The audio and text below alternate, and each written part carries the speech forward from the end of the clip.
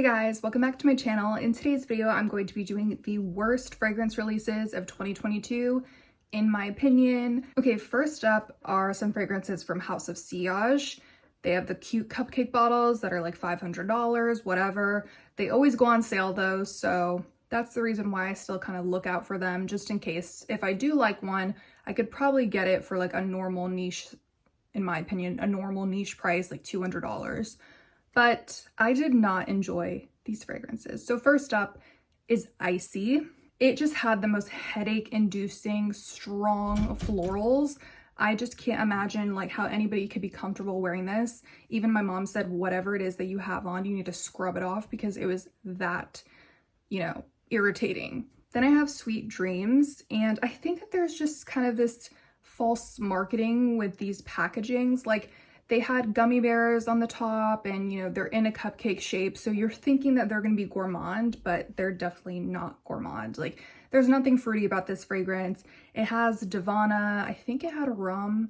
I don't know. It has all these other notes, which, I read the notes. I knew it wasn't going to be a birthday cake scent. But at the same time, I was hoping to smell the peach. I was hoping to smell the notes, and honestly, like, I don't know, the thing with House of Sillage is it has those notes listed, but it kind of just smells like a jumbled mess, and that's just my experience. The only one I kind of liked was Cream Chiffon. That one actually smelled like what the notes claimed. It was like this creamy citric scent with some florals. It wasn't too bad, but the other two were just really repulsive to me, if I'm honest. Next is Minnie Mouse. I don't feel like this was false advertising because it is gourmand, it is sweet smelling. I think I had a raspberry, white chocolate, but to me it smelled kind of more like a candy fragrance, kind of like a sweet tart or something like that.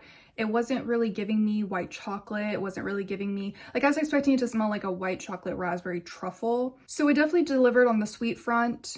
I didn't hate the fragrance, but this video is just gonna be, like the worst of 2022, like just compared to everything else that came out. This is where it landed. So, and I was honestly surprised to find out that I actually preferred Mickey Mouse to Minnie Mouse. Like, I would not have seen that coming. Next is Bohoboco's Wet Cherry Liquor. So this has very similar notes to Lost Cherry, and honestly, it smells a lot like Lost Cherry, which I love Lost Cherry, but I wanted it to be a little bit more unique. I think it had a strawberry note, so I was hoping that it would be sweeter or that would be noticeable, but it kind of wasn't. Or maybe it was. I feel like the added strawberry kind of made it smell even more cough syrupy in the opening, and it was just off-putting to me. The cough syrup opening does go away, but I just can't get past the fact that, it's not really bringing anything new to the table. I also wanted to mention Stephane Humbert Lucas Venom Incarnat, and this has strawberry, peach, leather. It had very similar notes to La Capitale by Xerjoff. La Capitale by Xerjoff smelled just like leather to me. I wasn't really getting the fruity notes. In Venom Incarnat though, I can smell the fruity notes and I can smell the leather. So it's very much what you asked for, what you see is what you get.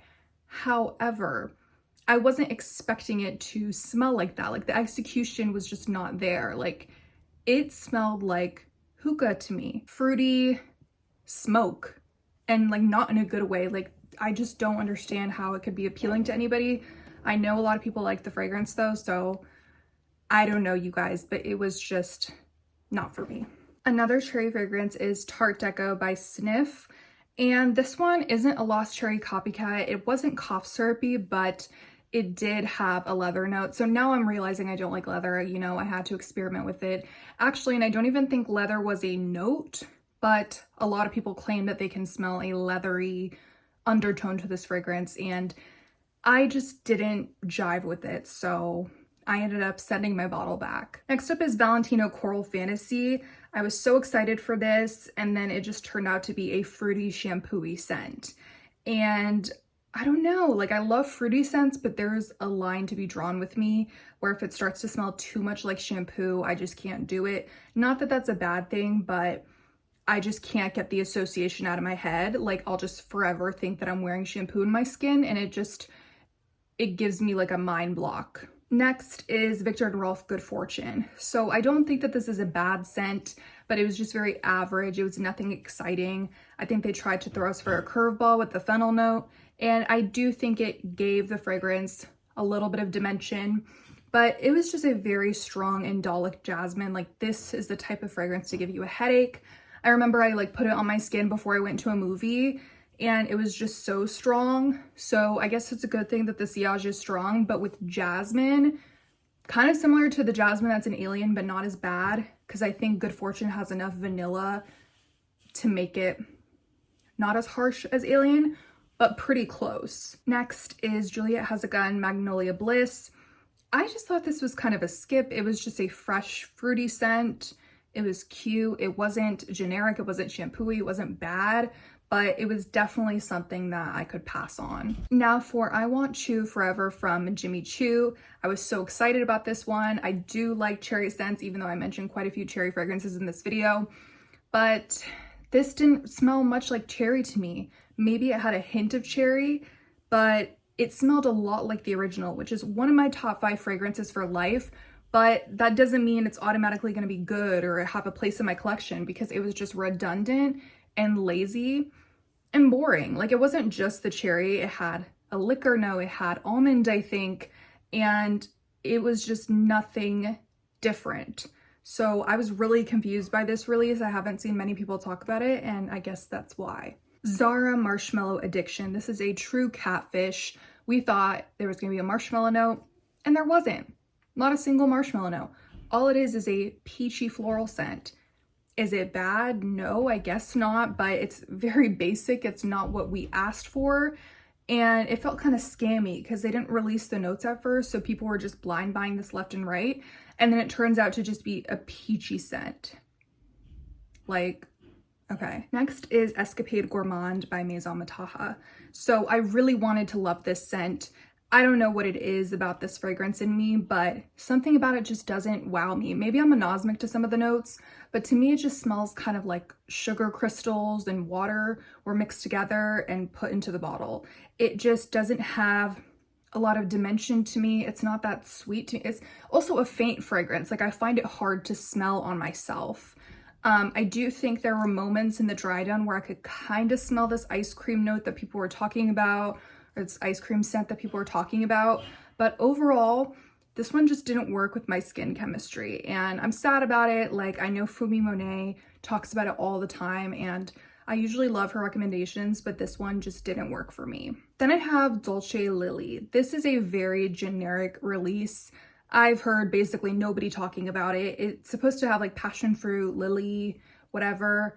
I just found it disappointing. It wasn't like fruity enough to me. I don't know, like, I smelled it once and it's just kind of forgettable. And I know that Dolce can do better because Dolce Garden is like one of the best coconut fragrances ever. And it smells very realistic and fruity. So I don't know why they couldn't put that same energy into this fragrance. Sol de Janeiro Tropical Nights was supposed to have tobacco and patchouli. And I was like, wow, this is going to be an interesting type of fragrance for a body mist, especially. I thought it was going to smell high-end and niche-y, and instead we just got this powdery tonka bean fragrance. Like, it wasn't even the tonka bean that I love, that's sweet and powdery. It was just kind of like semi-sweet, powdery scent. And I was like, what is this? Like, no wonder it's limited edition. It was just a flop for me personally. Next is Prada Paradoxe. This was just so boring to me. We've seen way too many white florals. And also we've seen way too many white florals with pear notes. Like, this is nothing revolutionary. This is nothing that the world needed. And that's all I have to say about it. On the other side, Gris Charnel Extrait is very different. It's very niche-y and in its own lane. But for me, this was just a little too niche-y, a little too woody and masculine. I didn't really love the original, but I was hoping in the Extrait that I might like it. But no, it was just little too strong and powerful for me. And yes, I do favor gourmands, but I also like other types of scents. Like, I don't mind a woody scent. I don't mind a floral scent as long as, you know, I like it. And unfortunately, I just didn't really like this one. Britney Spears Naked Fantasy, such a disappointment. The notes have nothing to do with what the fragrance actually smells like. It just smells like a repackaged version of Intimate Fantasy by Britney Spears. And I do like that fragrance, but we didn't need it twice. This was supposed to have peach and apple or like Applejack, and it just didn't come through. It was very much a cash grab, and I'm disappointed in that release. Zoologist Cow. So when I first smelled this, I actually really liked it. It was creamy, it was milky. I also got that hint of a green apple, and it wasn't synthetic and it wasn't air freshener like. It smelled like a crisp, realistic green apple. I thought everything was just flowing so well. And then the dry down came. So this could completely be my skin chemistry, as with any of the fragrances I mentioned in this video, but it went spoiled milk really quickly. It started to smell like baby throw up, like when you're burping a baby and they burp the milk out on you. Like that's kind of how it smelled on my skin. And yeah, it's just unfortunate because I haven't really had that experience with a lot of milk notes. So maybe this one was just too much for my skin to handle. Just want to throw My Way Floral in here. It just isn't that much different from the original or the Intense. I think the original is cute, like she's a cute girl, but again, it's just one of those basic designer white florals. Hey, like I have nothing against it. If it works, it works. But I actually do have something against it when you just repackage a flanker a million times and there's not much of a difference. At least with Black Opium, like Illicit Green was quite different from the original, and the Extreme was actually an extreme version.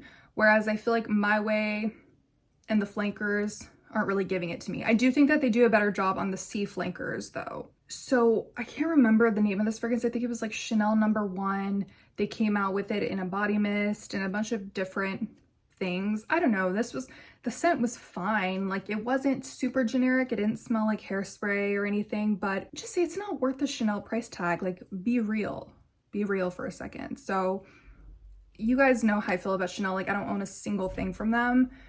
Not that I don't want to, like I respect the house in terms of like as a fashion house, but with their fragrances, I'm really not seeing it for them. Lastly, I wanted to talk about Chocolate Queen by Navitas in collaboration with Gabby Loves Perfumes. So I love that she decided to come out with her own fragrance. I think it's at a great price. The notes really excited me, but this just wasn't for me. It reminds me a lot of the bitter dark chocolate that's in Crikey Coconut Caramel by 4160 Tuesdays. If you've ever tried one of their chocolate scents, that's what you can expect. So I actually hate Crikey Coconut Caramel because it kind of smells like spoiled coffee grounds to me. I don't think that of Chocolate Queen. I'm just talking about the dark chocolate that's in there. So it's this dark, bitter chocolate.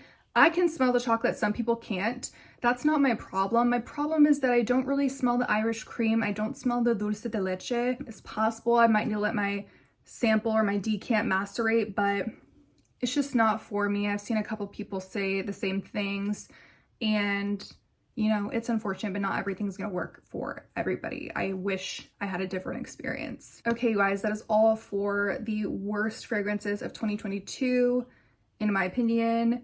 I hope you guys enjoyed, and I will catch you guys in my next video. Talk to you then. Bye.